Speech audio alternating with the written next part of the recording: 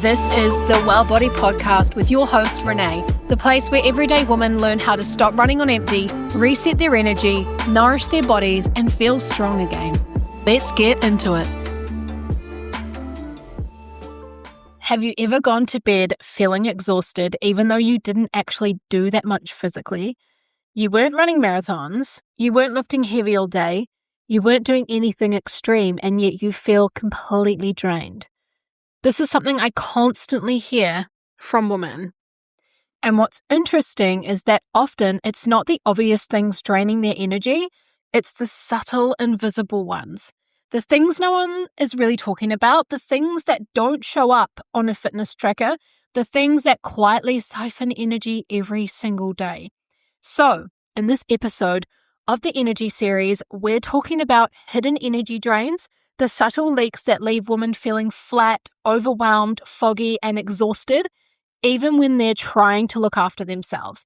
Because energy isn't just about food, movement, or sleep, it's also about what's quietly pulling from you. Chronic undereating. This one is one of the biggest energy leaks that I actually see in women. Not extreme dieting, just consistently eating slightly too little. Skipping breakfast, eating quote-unquote light meals, avoiding carbs or fats, being busy and forgetting to eat. The body doesn't actually know the difference between intentional restriction or accidental underfueling. It just knows food is inconsistent and inconsistency equals stress. Undereating for too long actually raises cortisol. Cortisol drains energy, and over time the body adapts by conserving fuel. And that conservation feels like fatigue. The energy drain number 2 I want to talk about is mental load and constant decision making, which is something that is massive for women. Decision fatigue is a phenomenon. I honestly believe that so many women suffer with decision fatigue because women carry an enormous amount of invisible labor. We're always thinking ahead. We're planning, remembering, organizing, holding space for everyone. This cognitive load is just exhausting, and your brain uses a huge amount of energy, and when it never gets to switch off, fatigue accumulates. And this is why you can feel exhausted after a day of just thinking. Mental energy is still energy. It's still going to come out in a way of probably feeling exhausted or fatigued. And I know this for when I'm working in my clinic with clients and I'm back to back with, let's say, 10 people in one day in person. At the end of the day, I am so exhausted. Like I'm dragging myself to bed because I'm so tired. And this is not a bad thing. Like it's just happens when you hold space for 10 different personalities, 10 different people talking about what's going on in their life, what they need, helping them with their certain individual needs as well, which can be really taxing. And that is a massive mental load. And that is why I strategically actually structure my weeks so that I'm not training people and working with people in person every single day of the week like I used to, because you just burn out. Now that I've actually structured my weeks where I don't see people in person every day and I'm only seeing people in person 3 days a week, my energy feels insanely better and I feel like I can actually hold space better for the people that I'm working with. So for me, that was a massive win in my business, and that was not taking on too many clients and not taking on too many in-person clients. And it's made a massive difference to my energy, but also the capacity I have to be able to give even more to the people that I'm working with. And so I don't know, that might be able to relate to you in some way about your mental load and constant decision making, but we sometimes have to zoom out and look at what's draining us mentally and emotionally and how we can make that a little bit more manageable for ourselves, okay? The third energy drain is being on all the time. Constant availability is energy drain. Messages, emails, notifications, DMs, group chats, social media, the constant ping of your phone. Your nervous system was never designed to be accessible 24/7. Every notification is a micro stress. Every interruption pulls you out of regulation. Over time, this creates nervous system fatigue, which feels like overwhelm, irritability, and exhaustion. So many women end up feeling overwhelmed and anxious because they've been spending too much time on their phone and they're too respondent to notifications. I am known from all my friends and even my clients They're like, I know you're not going to reply straight away, but I'll message you anyway. And I'm like, yeah, message me and I'll reply to you when I can, for sure. I am not going to check my phone 24/7 because my philosophy is just because someone has your number or your contact details or they have you on a social media platform does not mean they have access to you 24/7. You get to choose the time that you spend on your phone when you respond to messages. Who cares if that little notification box has a notification of 5 things you need to look at? It doesn't matter. If it's really bothering you, you need to go a little bit deeper into why that is, or delete the app altogether for a while, okay? But constantly responding to messages, emails, notifications, DMs, group chats, and being on social media, scrolling all the time is literally draining you of your energy. It is literally probably one of the worst subtle energy drainers in our current time. All right, energy drain number 4 is poor boundaries. Saying yes when you actually mean no. Overcommitting, people-pleasing, doing things out of obligation instead of alignment. These are all classic female traits, right? Every time you override your own needs, you're leaking energy. Your boundaries are not actually selfish. They are energy protection. If you don't feel like being around your friends and you don't want to go to the social event that everyone's going to, it's so okay to say no. Your real friends that love you and adore you will know that it's purely because you need your own space and they respect that and they'll see you next time. The ones that get mad at you for it, they've got some deep work to be doing. And you have to kind of look and go, are these the people I want in my corner and in my environment when they can't even respect me when I don't want to come to a certain event or be out in a certain environment? And people pleasing. And this is a massive one for women. Just saying, yeah, I'll help you. Yeah, I'll do that. Yeah, sure, I'll do that when you've got a million other things that you actually need to be doing. And you know that by people pleasing and helping the person when you've actually got your own stuff to do is going to put you behind schedule. That is a massive energy drain and you're actually just going to feel anxious and overwhelmed. So I encourage you to use the word no more, especially if you actually mean it. If you say yes, but you mean no, I'm challenging you to say no and just stick to it. No matter what someone says, you need to put yourself first. If you have a friend that constantly offloads on you around issues that she's going through or, her relationship issues or her job that she hates, or she's constantly just offloading every time you see her and there's no opportunity for her to even listen to you, I mean, that's a massive energy drainer in itself. And you need to set boundaries with friends like that and say, hey, look, I don't actually have the capacity to hold you right now.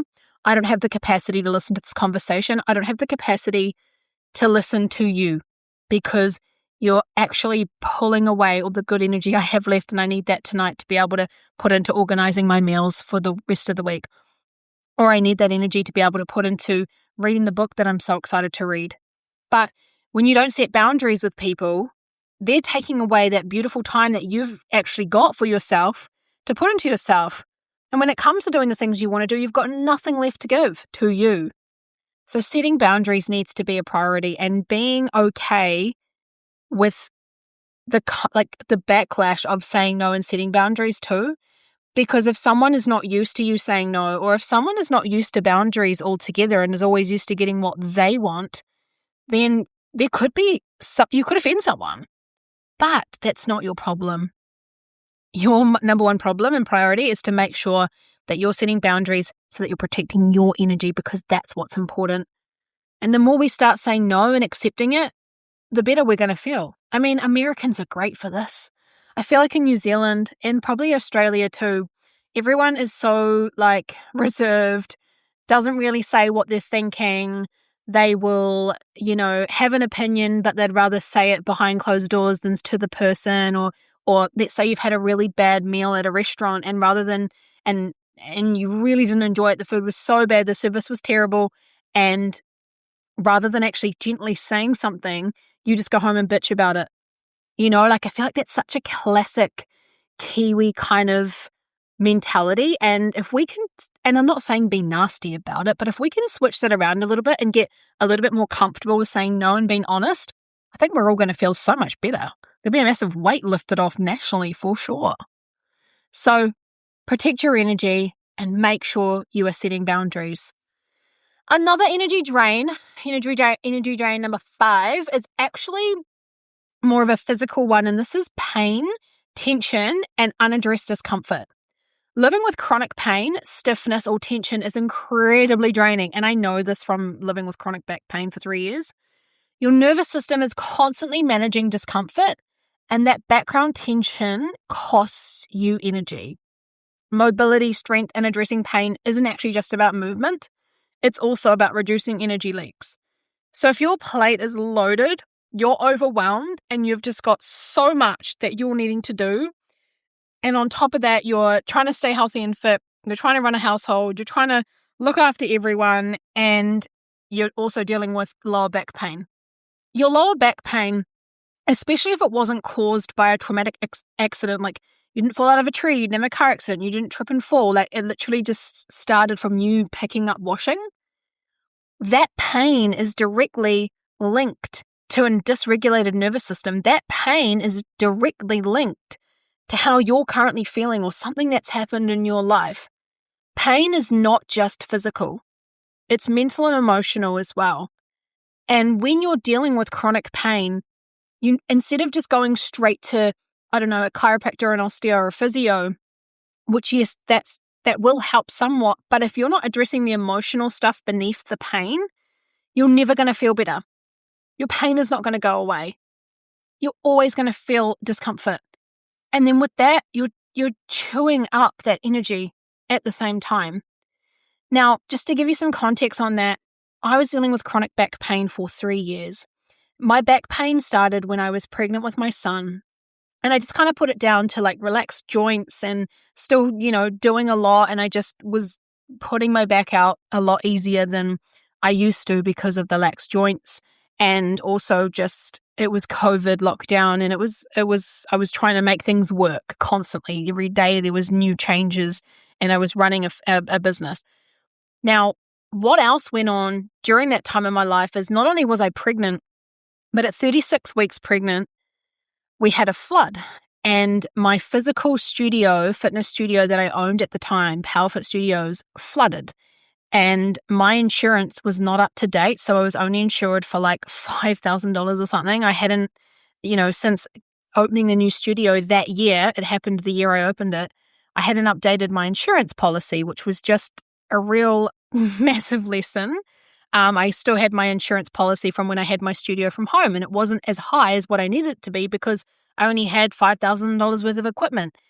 But in this new studio, I had $75,000 worth of equipment, and the flood destroyed so much. And I was so stressed.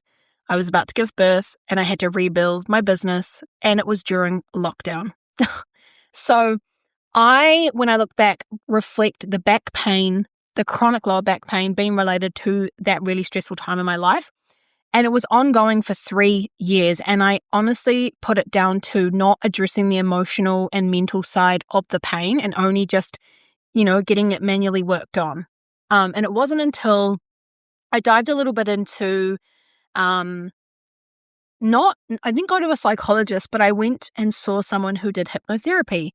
And that brought up a lot of what I was holding on to. And it's amazing how that was also connected to my back. So yes, the physical stuff like getting stronger and doing mobility definitely helped to some degree, but it didn't completely get rid of the pain. What helped with the pain was dealing with the mental and emotional side as well. Now, the reason I'm saying this is because it does connect to you not setting boundaries.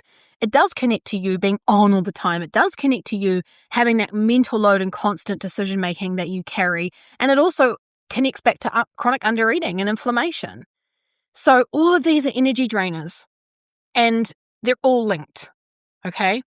So moving on to energy drain number 6, poor digestion and gut stress massively impacts your energy too. If digestion isn't working well, your energy suffers. You'll feel bloated, constipated, inflamed. You'll have food sensitivities. Poor digestion means nutrients aren't being absorbed properly, and without nutrients, energy can't be produced. And this is why gut health and energy are deeply connected. And if you've been listening and following along to the energy series and you've listened to the nutrition episode, you know exactly what I'm talking about. And if you haven't listened to that episode, I highly recommend you go back to episode 2 of the energy series and listen to the nutrition talk, because it really helps you to make sense of why your nutrition is deeply linked to your energy and your gut health too. So the next energy drain number 7, is emotional suppression. And I guess we kind of touched on this a little bit with me using the back pain example, but unexpressed emotions definitely take energy to hold down. Stress you don't talk about, feelings that you just push aside, grief you haven't processed, anger you don't allow yourself to feel. Emotional suppression is exhausting. And I think for women, a lot of women don't allow themselves to get angry because we have this societal stigma that if you're angry, you're a bitch, you're opinionated, you're crazy. And so I often see women find anger a really hard emotion to tackle. And I feel like when you suppress anger, it's going to make you feel overwhelmed. It's going to make you feel exhausted. It's going to make you snappy. But when you start to actually acknowledge your emotions, you process them and release them, your energy improves. I do acting classes, and I have been doing acting classes for the last 7 years. And something we touch on a lot in acting classes is emotional work. And it's amazing at how long it can take a lot of the females in the class to access their anger. Like if you ask a woman to stand up and just go, "Oh, you make me feel so angry," and you're like jumping up and down and screaming and yelling, a lot of women find that so hard to do. Because as a woman, you're supposed to sit down, be polite, have a smile on your face, cross your legs, and look like nothing bothers you. So I'm encouraging you to express your emotions a little bit. Whether that's through dancing, like putting on a loud song and you're dancing in your lounge and there's no one there and you're just stomping on the ground and rolling on the floor and jumping up and down, or you're somewhere where you can just let out a big scream and a big yell and a big cry, or you're in the shower and you're just allowing yourself to cry, or just anything that is pent up and built up, you're allowing it to come to the surface and you're releasing it, because you're going to improve your energy when you do so. Suppressing your emotions and putting on a Band-Aid and looking like a soldier every day is only going to get you so far. It's energy draining, it's taxing, and it's going to end up like manifesting in sickness or in pain, chronic pain. So express your emotions. Don't be afraid to speak up and talk about how you feel, and forget about what people say and the stigma of being crazy, opinionated, bitchy. You are allowed to express yourself in your fullest. Give yourself the permission to let go. It's a really powerful thing, and your energy will start to improve massively when you do so. Energy drain number 8, this is a physical one, and that's overtraining or misaligned training. More exercise does not equal more energy. For many women, too much high-intensity training without recovery actually drains your energy. Movement should support you and not punish you. So the reasons why you're showing up to do your exercise session should be for health, for support, for longevity, for bone health, for muscle health, for your mental health. Movement should support you. It's not something you're doing to burn calories, burn off last night's dinner, burn off the weekend. Like, get rid of that mindset, because that in itself is energy draining. It's not a very motivating way to want to get into that class or show up to your workout. Okay? You need to make sure that your training matches your capacity so that your energy rises. When you meet yourself where you're at and work with what you have, everything improves. And over time, your energy gets better, your capacity to be able to do more gets better. So all of these energy drainers that aren't nutrition, that aren't, movement, that aren't sleep, these are all things that are slowly taxing your energy. And I really encourage you to start thinking about where you can plug the leaks. You don't need to fix everything at once, but start by asking yourself, where do I feel drained after my day? What feels heavy instead of nourishing? What am I doing out of obligation? Where am I ignoring my own needs? Awareness is the first step to energy restoration.